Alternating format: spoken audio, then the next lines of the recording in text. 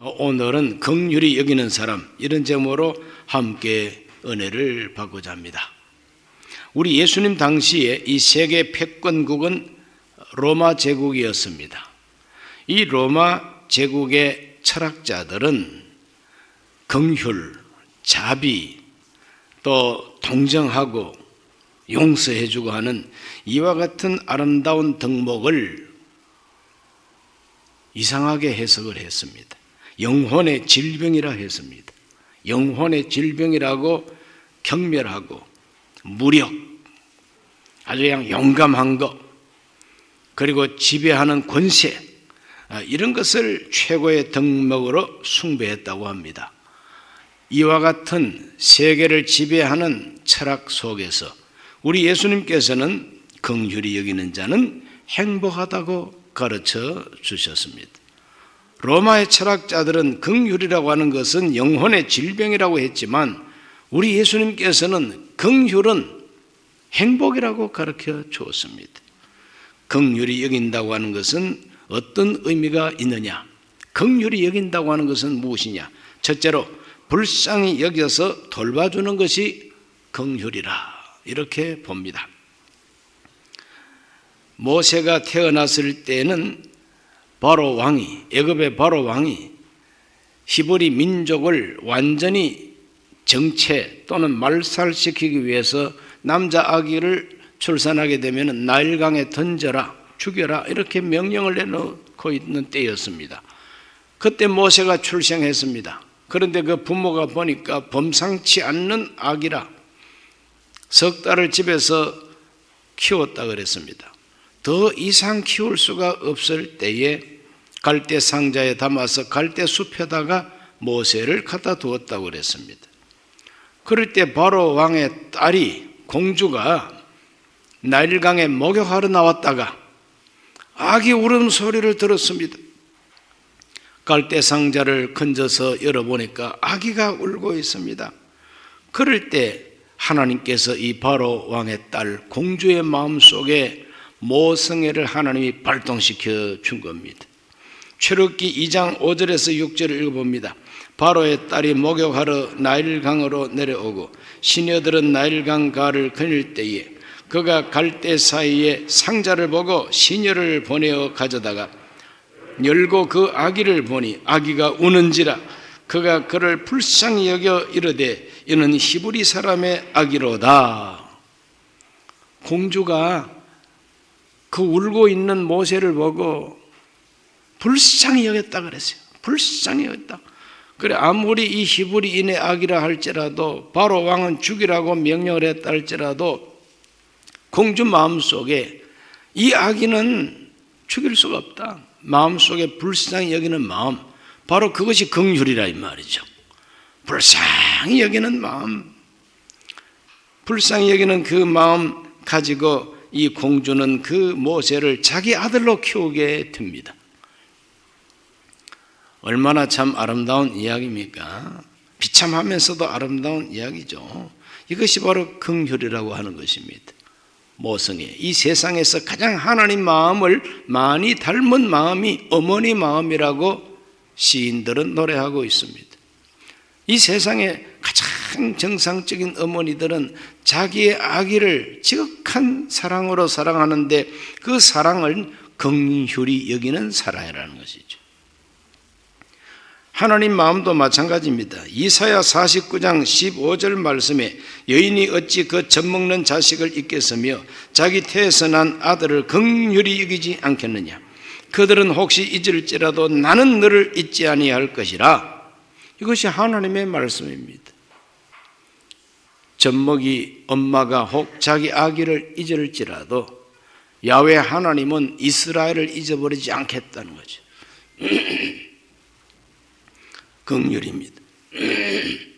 이 부모 마음이 바로 긍휼히 여기는 마음입니다. 가정의 달 5월 달에 오늘 저와 여러분 모두가 다 이 부모 마음 회복하게 되시기를 바랍니다. 자식을 긍휼히 여기고 이것을 조금 더 확장해서 모든 어린 아이들, 젊은이들을 긍휼히 여길 줄 아는 부모의 마음, 가지는 것, 바로 그것이 긍휼이라고 하는 것입니다. 두 번째로 긍휼은 깊이 공감하고 도와주는 것이 긍휼이라고 하는 것입니다. 깊이 공감합니다. 이해한다 이 말이죠. 우리나라 말로 역지사지라는 말이 있습니다. 역지사지가 뭡니까? 그건 바로 입장을 바꿔놓고 생각해보는 마음입니다. 입장을 바꿔놓고 생각할 때 얼마나 참 어려울까, 얼마나 황당하고 얼마나 안타까울까, 그걸 깊이 공감합니다. 그 이해하고 공감하는 마음으로 도와주는 것이죠. 그런 도움 받는 사람은 긍휼로 말미암아 긍휼을 입고 고마워하게 되지요. 저도 독일에서 한 5년 있는 중에 독일에 가서 얼마 되지 아니해서 차를 운전하고 가는데 그 차가 참 고물차였어요. 고장이 나서 차가 섣불었어요. 그런데 기계가 고장난 게 아니라 가만히 알고 보니까 타이어 펑크가 나버렸어요. 타이어 펑크가 나니까 차가 더 이상 갈 수가 없습니다. 그래 도로가에다가 차를 대고 우리 집 식구가 다 타고 있는데, 그래서 한국에서 봉고 몰면서 타이어를 이제 갈아본 경험이 있으니까 그래 나가서 타이어를 갈겠다고 기계를 꺼내려고 하는데 이게 뭐 우리나라 기계하고 외국 기계하고 틀리지 않습니까? 익숙하지 않으니까 이거 어떻게 조작해야 되는지 알 길이 없습니다. 그럴 때 어떤 자동차가 내 뒤에 바짝 와서 탁 대더니 독일 남자분이 내리더니 뭐라고 얘기하는지 뭐 얘기하면서 와가지고 내 도구하면서 도구를 꺼내더니 자기 차처럼 타이어 펑크 난 거 다 뽑아가지고 스페어 타이어를 뽑아가지고 갈아 끼우고 이렇게 해가지고 다 수리를 해놓고는 추스 하고 가버렸어요. 추스가 뭐냐 하면은 굿바이입니다. 그렇게 참 친절을 베풀어 준 것을 제가 경험했습니다. 독일에 제가 도착했을 때가 10월 달인데 날씨가 비가 많이 오고 바람 불고 우중충한데, 그래 독일 사람들이 다 보니까 얼굴도 다 침울한 것 같고 명랑하지 않은 것 같고 사회 분위기가 다 가라앉아 있는 것 같아서 굉장히 마음이 우울했는데, 그와 같이 한번 친절을 입고 긍휼을 입고 보니까 그냥 제 마음이 활짝 열려서 참 독일 사람들 좋은 사람들이구나, 이 독일을 살만한 나라로구나. 그래서 독일에 대한 이미지가 확 달라지면서 그분이 얼마나 고마운 분인지, 뭐 명함도 남기는 것도 없고 그냥 다 도와주고 가버렸어요. 그런 것이 바로 긍휼이라고 하는 것입니다. 뭐 대가를 바라지도 아니하고 상대방 입장을 생각하고 그냥 도와주는 겁니다. 그냥 그 마음은 폭이 넓은 마음이죠. 그래서 긍휼이라고 하는 것은 뭐냐? 여러 잡새들이 모여서 함께 살고 있는 숲과 같은 마음이 바로 긍휼히 여기는 마음입니다. 이 긍휼히 여긴다는 것은 품어주는 것이죠. 황새도 뱁새도 참새도 비둘기도 다 그 숲속에서 함께 둥지를 털고 살고 그들에게 먹을 것을 제공하고 숲과 같은 마음이죠. 오늘 저와 여러분들 모두가 예수님 제자가 되어서 우리 마음이 생명의 숲과 같은 마음, 긍휼히 여기는 마음 되시기를 바랍니다. 그 반대가 뭐냐 하면은 냉담하고 냉정하고 잔인한 거예요. 그건 마치 어떤 숲과 같으냐 하면 가시나무 숲과 같다.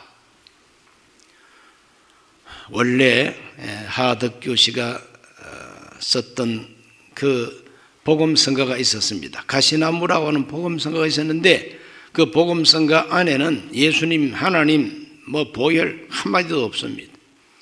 그래서 나중에 이 노래가 대중가요처럼 돼가지고 조성모 씨라고 하는 분이 아주 정말 참 좋은 음성으로 가시나무 노래를 불러서 많은 사람이 잘 알고 있습니다. 그 가사가 시작되는 가사가 내 속에 내가 너무나 많아 당신의 쉴 곳을 뺏고 이렇게 이제 시작이 됩니다. 그 가운데서 아주 하이라이트가 무엇이냐면은 쉴 곳을 찾아 지쳐 날아온 어린 새들도 가시에 찔려 날아가고, 어린 새 한 마리도 용납할 수가 없어서 그냥 찔러가지고 다 쫓아버렸다는 거예요. 이 가시나무 숲은 새들을 다 쫓아버려. 쉴 곳을 찾아 날아온 작은 새까지 찔러가지고 다 쫓아버려. 그래, 새 한 마리도 없는 이 가시나무 숲, 바람만 불면 부대끼고 슬픈 노래를 부를 수밖에 없고 외롭게 살 수밖에 없는 우리 인간의 본성 속에 있는 가시나무 숲과 같은 우리 인간의 본성을 슬프게 노래하는 그 노래가 가시나무라고 하는 노래인 것입니다. 오늘 저와 여러분들은 많은 새들을 포용하고 깊이 공감하고 이해하고 도와줄 수 있는 생명의 숲과 같은 마음을 가져야 되겠고, 가시나무 숲은 불태우게 되시기를 주의 이름으로 축원합니다. 세 번째로 긍휼히 여긴다고 하는 것은 용서하고 자비를 베풀어 주는 것입니다. 용서하고 자비를 베풀어 주는 겁니다. 누가복음 10장에 우리 예수님께서 이런 이야기를 하십니다. 어떤 사람이 예루살렘에서 여리고로 내려가다가 강도를 만났어요. 다 빼앗기고 죽을 만큼 얻어맞고 지금 죽어가고 있습니다. 제사장이 가다 보고는 지나쳐가 버리고, 레위인도 보고는 지나쳐가 버립니다. 제사장이 왜 지나쳐가 버립니까? 율법 때문입니다. 율법에 시체를 만지지 말라고 하는 그와 같은 율법이 있고 하기 때문에 부정탄다고 그냥 죽어가는 사람 보고 지나가 버리는 거죠. 레위인도 마찬가지입니다. 그럴 때 우리 예수님께서는 이 선한 사마리아 사람은 이 죽어가는 강도만한 사람을 보고 그냥 가지 못하고 불쌍히 여겼다 그러죠. 그를 불쌍히 여기고 가까이 가서 상처를 싸매주고 자기 짐승에 태워서 주막집으로 데려다가 돌봐주고 끝까지 돌봐줬다 그랬어요. 이게 뭡니까? 민족적으로는 사마리아 사람과 유대인은 그냥 서로가 사이가 좋지 않습니다. 그래 항상 멸시하고 무시하고 미워하는 사람이 그 사마리아 사람이죠. 그 사마리아 사람은 유대인들에게 상당하게 멸시를 받고 마음에 원한이 있습니다. 그러나 그걸 다 용서하는 거죠.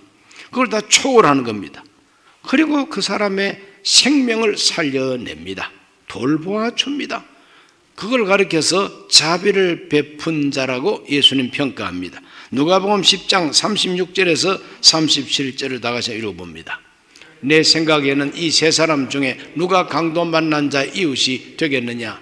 이르되 자비를 베푼 자니이다. 예수께서 이르시되 가서 너도 이와 같이 하라 하시니라 그랬습니다. 자비를 베푼 자가 참된 이웃이다. 개인 감정을 초월하고 민족 감정을 초월하고 그를 용서하고 그 생명을 살려내고 돌봐주는, 바로 이 이야기를 누구 들으라고 하셨느냐 하면 율법학자, 율법사를 앞에 두고 율법사 들으라고 한 예화입니다. 율법사가 누굽니까? 유대인 율법에 대해서 정통한 학자입니다. 그냥 그 사람 들으라고 한 소리입니다. 이 세 사람 중에 누가 이웃이 되겠느냐? 보고 지나가 버린 제사장, 보고 지나가 버린 레위인, 유대 종교의 지도자들이요, 유대 종교의 아주 중요한 직분자들이 이 사람의 이웃이 되겠느냐? 밤낮 율법 그러면서 뭐 정통 뭐 따지고 법 따지고 그거 가지고 어떻게 사람을 살리느냐 이거죠. 모든 것을 초월하고 죽어가는 사람을 팔을 둥둥 그지고 들어가서 살려내고 도와주고, 바로 그것이 하나님이 진정 원하는 것이요 참된 이웃이 되는 비결인 것을 가르쳐주고, 가서 너도 이와 같이 하라고 우리 예수님이 말씀하고 계신 것이죠. 바로 그것을 가르쳐서 긍휼히 여긴다고 말합니다. 우리 모두가 다 용서하고 자비를 베푸는 넉넉한 마음 가지게 되시기를 예수님 이름으로 축원합니다. 뭐 입에서 여러 가지 뭐 이렇고 저렇고 따지고 말장난하지 말고 죽어가는 사람, 슬픈 사람, 외로운 사람, 병든 사람 도와주라는 것입니다. 그것이 최고의 종교라는 것입니다. 네 번째로 우리는 긍휼히 여기는 사람 중에 최고의 모범자를 알아야 됩니다. 긍휼의 최고 모범자는 예수님이시다. 긍휼의 최고 모범자는 예수님입니다. 예수님은 자기는 실천하지 아니하고 제자들한테만 이래라 저래라 가르치는 선생님이 아니고 예수님은 본을 보여주는 선생님이십니다. 입을 열어 가르쳐 가라사대 가르치신 그 내용, 우리 예수님께서 가장 모범적이십니다. 우리 예수님께서 우리를 긍휼히 여겼습니다. 우리를 긍휼히 여기신 예수님의 긍휼의 최고봉이 뭡니까? 하늘 보호자에서 이 땅에 낮아질 때로 낮아오셔서 사람이 되셔가지고 우리와 함께 살면서 사람이 먹는 음식을 잡수시고 사람이 마시는 물을 함께 마시고 사람이 입는 옷을 함께 입으시고 사람과 함께 땀 흘리고 사람들과 함께 살고 결국은 사람처럼 십자가에 못 박혀 죽기까지 하신 것이 우리 예수님의 긍휼인 것입니다. 우리 인간이 긍휼히 여기는 것은 한계가 있습니다. 뭐 조금 한 번, 두 번 도와주면은 더 이상 도와줄 수도 없는, 관심을 가지고 좀 협조를 할 뿐, 뭐 어떻게 그 사람의 인생에 대한 책임을 질 수도 없는 이런 입장입니다. 그러나 하나님은 세상을 이처럼 사랑하사 독생자로 오셔가지고 함께 살면서 우리 인간의 모든 것을 다 체휼하셨다. 체휼이라고 하는 게 뭐냐 하면은 함께 느끼고 함께 경험하는 것을 체휼이라고 합니다. 그러므로 예수님의 긍휼은 체휼하는 긍휼이었습니다. 히브리서 4장 15절에서 16절 말씀, 우리에게 있는 대제사장은 우리의 연약함을 동정하지 못하실 이가 아니요 모든 일에 우리와 똑같이 시험을 받으신 이로되 죄는 없으시니라. 그러므로 우리는 긍휼하심을 받고 때를 따라 돕는 은혜를 얻기 위하여 은혜의 보호자 앞에 담대히 나갈 것이니라. 개역 개정되기 전에 개역에는 체휼이라는 말로 여기 기록하고 있어요. 우리와 함께 고난을 받고 우리와 함께 시험을 받으신 체휼하신 주님, 우리가 모든 것들을 다 우리와 함께 받으셨으나 죄는 없으신 분이라는 거죠. 시험은 받았으나 시험에 빠지지 아니하신 분이라는 거죠. 이렇게 우리 예수님께서는 우리를 긍휼히 여겨주시고 우리와 함께 살면서 사람과 함께 되심으로써 우리의 형편을 너무너무 깊이 이해하시는 거죠. 다 압니다. 배신당하는 쓰라림이 뭔지 우리 예수님은 아십니다. 두들겨 맞는 아픔이 얼마나 아프다는 걸 주님은 다 알고 계십니다. 멸시를 당하고 업무 술수에 선동에 잘못된 오해를 받는 이 모든 것을 주님은 다 몸소 경험하셨습니다. 그렇게 함으로써 우리 예수님은 우리의 죄를 속죄해 주신 것입니다. 에베소서 2장 3절에서 6절을 다 같이 읽어봅니다. 전에는 우리도 다 그 가운데서 우리 육체의 욕심을 따라 지내며 육체와 마음에 원하는 것을 하여 다른 이들과 같이 본질상 진노의 자녀이었더니 긍휼이 풍성하신 하나님이 우리를 사랑하신 그 큰 사랑을 인하여 허물로 죽은 우리를 그리스도와 함께 살리셨고 너희는 은혜로 구원을 받은 것이라 또 함께 일으키사 그리스도 예수 안에서 함께 하늘에 앉히시니. 그래서 철저히 함께 죽고 함께 살고 함께 높은 보좌 우편에까지 올라가신 그 예수님, 우리를 철저하게 함께 붙들고, 그것이 바로 긍휼입니다. 우리 예수님은 이와 같이 우리를 긍휼히 여기심으로 긍휼에 풍성하신 하나님이 그 큰 사랑을 인하여 우리를 이렇게 살려내셨다. 그 은혜를 믿음으로 우리가 구원을 받았다는 것이 우리의 신앙 고백 아니겠습니까?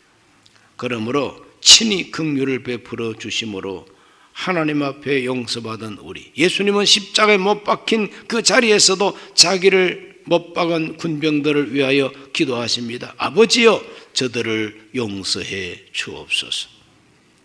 이것이 우리 예수님의 긍휼입니다. 정말 참 따라가기 너무나도 높고 높은 긍휼이죠. 그러나 그러한 긍휼의 최고 모범자 우리 예수님께서 우리를 향해서 하시는 말씀, 내가 너희를 사랑한 것 같이 너희도 사랑하라. 그 속에 내가 긍휼히 여긴 것처럼 너희도 긍휼히 여기라고 하는 말이 다 포함되어 있습니다. 우리 모두가 서로 긍휼히 여기게 되시기를 주의 이름으로 축원합니다. 그렇다면 긍휼히 여기는 자의 행복은 무엇이냐? 긍휼히 여기는 자는 복이 있다고 우리 예수님 말씀하셨는데 어떤 복이 있느냐? 돌아오는 긍휼이 있습니다.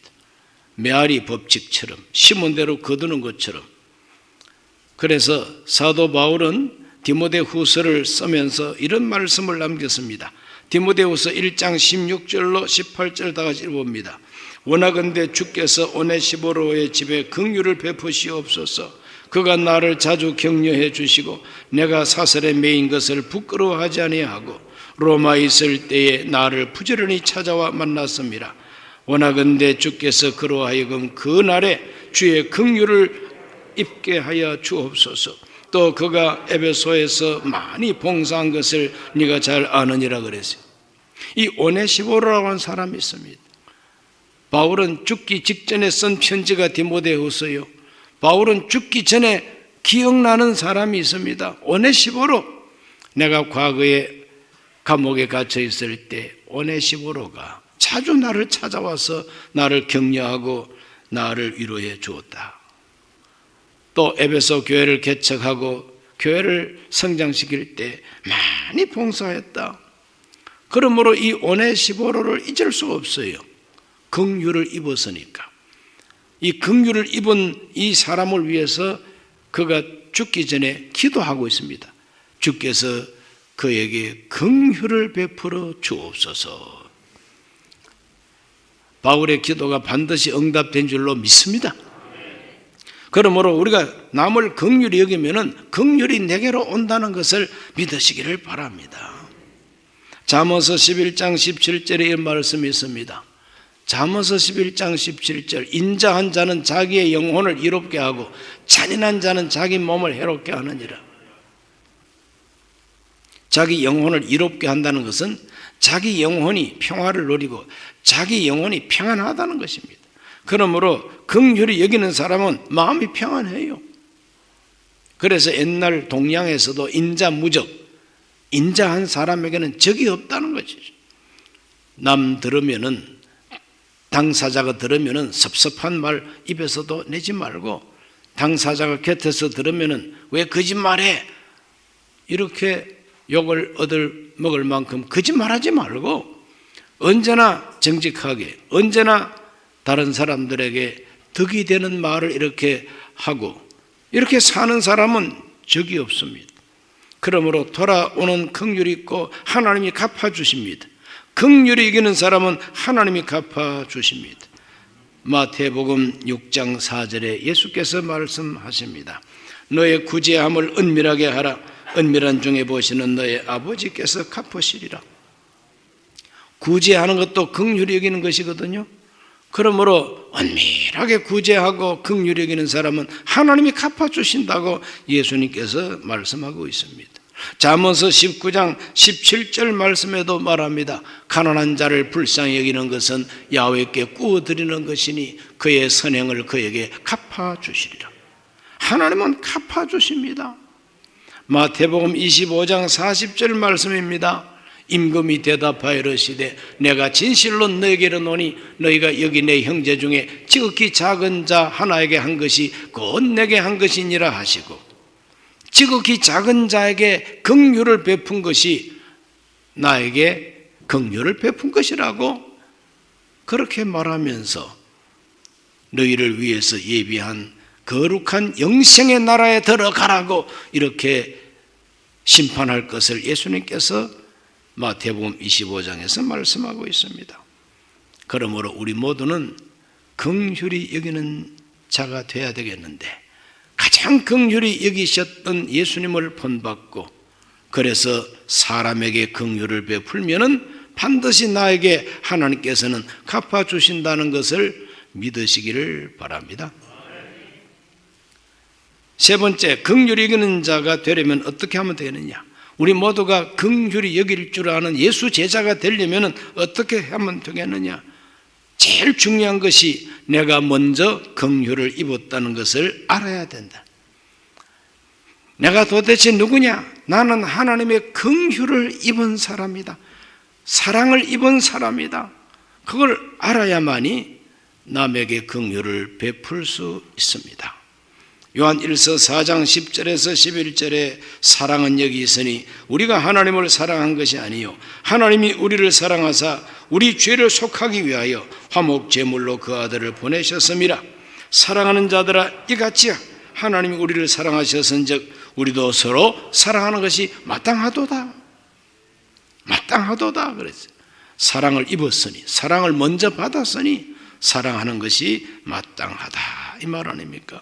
그러므로 나는 하나님의 사랑을 입은 사람이라고 하는 것을 먼저 알아야 되는 거죠. 그 십자가를 통해서 베풀어 주신 긍휼, 하나님이 나를 긍휼히 여기셨다. 어머니가 자기의 자식을 사랑하는 것처럼 하나님 아버지가 나를 사랑하셨다. 탕자가 되어서 허랑방탕했어도 아버지가 그 탕자를 받아주고 입혀주고 다시 영접해 준 것처럼 나는 하나님의 사랑과 긍휼을 입은 돌아온 탕자라 하는 것을 알아야 된다는 거예요. 헬라 철학의 핵심 주제가 뭡니까? 너 자신을 알라 이거 아닙니까? 너 자신을 알라. 참 맞는 말입니다. 우리는 우리 자신을 알아야 돼요. 우리 자신, 나는 도대체 누구며 내가 도대체 어떤 인간이냐? 예수 그리스도 안에서 내 자신을 발견하는 것이 최고의 자기 인식입니다. 나는 은혜를 입은 사람이다. 은혜를 입은 사람은 이제부터는 성령을 의지하고 살아야 된다. 하나님의 성령을 의지하지 않고는 긍휼히 여길 수 없다는 걸 알고 성령의 열매가 긍휼인 것을 알고 성령을 따라 살아야 된다. 갈라디아 5장 16절에 내가 이르노니 너희는 성령을 따라 행하라. 그리하면 육체 욕심을 이루지 아니하리라. 육체 욕심은 가시나무 숲과 같고 하나님의 성령이 시키는 것은 생명의 숲과도 같은 것이다. 그래서 풍성한 열매를 맺는다는 것입니다. 그 아름다운 열매들은 갈라디아 5장 22절과 23절에 오직 성령의 열매는 사랑과 희락과 화평과 오래 참음과 자비와 양선과 충성과 온유와 절제니 이 같은 것을 금지할 법이 없느니라. 저와 여러분 예수 제자가 되어가지고 긍휼히 여길 줄 아는 성령의 사람이 되면은 먼저 내 마음속에 평화가 찾아오고 내 일생을 두고 하나님이 갚아주시는 은혜가 있고 나와 관계하는 내 이웃과 나하고 함께 사는 내 가족과 나와 함께 신앙생활하는 모든 사람들에게 우리들은 생명의 숲과 같이 뭔가 혜택을 주고 평화를 줄 수가 있게 되지 않습니까? 가시나무처럼 찌르기만 하다가 다 날아가고 다 떠나가 버리고 혼자서 울고 외롭게 살지 말고 생명의 숲을 이루는 긍휼히 여길 줄 아는 예수님 제자가 되기를 기도하시기를 축원합니다. 존귀하신 아버지 하나님, 우리 예수님께서 제자들을 가르칠 때 긍휼히 여기는 자는 복이 있다고 가르쳐 주었습니다. 우리 예수님의 그 긍휼을 본받게 하여 주시옵시고 우리도 긍휼히 여기며 살게 해 주시옵소서. 예수님 이름으로 기도하옵나이다. 아멘. 잠시 고개를 숙입니다. 우리의 가슴 속에 가시나무 숲이 있어서 아무도 용납하지 못하고 사랑하지 못하고 찌르기만 하다가 외롭고 슬픈 노래를 부르는 인생이 되어서는 안 되겠습니다. 이 가시나무 숲이 다 불타고 생명나무 숲이 되기 위하여 예수 그리스도, 생명의 나무 같은 예수 그리스도를 내 마음에 심어서 숲을 이루어야 됩니다. 예수님을 영접하기를 원하시는 분은 그 자리에서 일어나시고 언제 어디서나 이 메시지를 접하시고 예수 그리스도의 사람이 되기를 원하면 이 기도를 함께 하시기 바랍니다. 하나님 아버지, 저는 죄인입니다. 어디에서 와서 왜 살며 어디로 가는지 알지 못하고 죄 가운데 살았습니다. 저의 죄를 위하여 십자가에서 죽으시고 부활하신 예수님을 제 구주로 모셔드립니다. 저는 하나님 자녀가 되었습니다. 지금부터 영원토록 주님과 함께 살겠습니다. 예수님 이름으로 기도드립니다. 아멘. 예수님 영접하신 분들을 환영합니다. 할렐루야.